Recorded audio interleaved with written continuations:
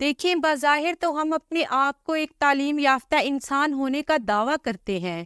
ہم دعویٰ کرتے ہیں کہ دنیا بدل چکی ہے، پر افسوس ہمارے معاشرے میں جہالت آج بھی کوٹ کوٹ کر بھری پڑی ہے۔ ابھی چند دن پہلے ملتان میں ایک لڑکی ثانیہ زہرا کو اس کے ہسبینڈ نے بڑی بے دردی سے قتل کر دیا۔ جبڑا ٹوٹا ہوا، زبان کٹی ہوئی۔ آپ خود بتائیں، کیا کوئی انسان جس میں ذرا سی بھی انسانیت ہو، جو اللہ سے ڈرتا ہو، کیا وہ کسی کی بیٹی کے ساتھ ایسا سلوک کرے گا؟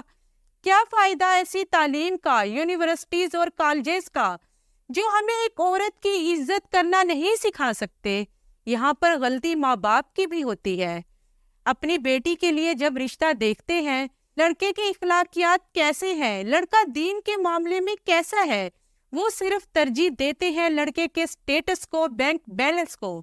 دیکھیں، خوش رہنے کا تعلق دولت سے نہیں ہے۔ اگر خاوند پیار کرنے والا ہو تو لڑکی جھونپڑے میں بھی خوش رہ لے گی۔